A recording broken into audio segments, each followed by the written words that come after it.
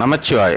நீங்கள் இப்போ பார்த்துட்ருக்கிறது வேறு எங்கேயுமே பார்க்க முடியாத சரஸ்வதி நதி. பொதுவாக நம்மளுடைய புனித நதிகள் அப்படின்னு சொல்கிறது கங்கா, யமுனா, சரஸ்வதின்னு சொல்லுவோம்.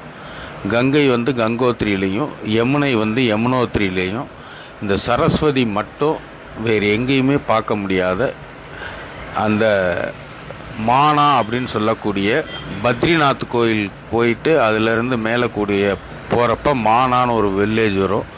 அந்த கிராமத்திலேருந்து மேலே ஏறி போனோம்னா இந்த சரஸ்வதி நதியை பார்க்க முடியும்.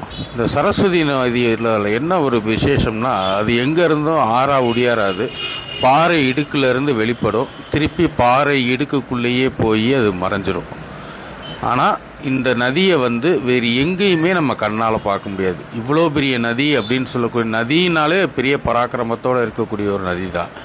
ஆனால் அது எங்கேருந்து வருதுன்னு தெரியாது, எங்கே அது போய் முடியுதுன்னு தெரியாது. அப்படி ஒரு சூட்சம நதியாக அது இருக்கிறது.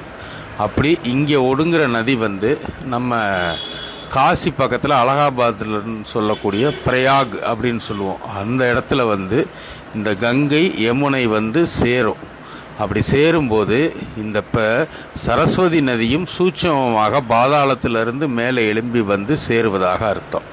அதனால தான் அந்த பிரயாக் அப்படிங்கிறது திரிவேணி சங்கமம்னு. திரிவேணி அப்படின்னா கங்கா, யமுனா, சரஸ்வதி இந்த 3 நதிகளும் திருவேணியாக சங்கமிக்கக்கூடிய இடம். அதனால தான் அங்கே நம்மளுக்கு இந்த விழாக்கள் எல்லாமே கொண்டாடுறாங்க. அதனால் பிரயாக் போகிறவங்க எல்லாருமே இந்த கங்கா, யமுனா, சரஸ்வதியை நாம்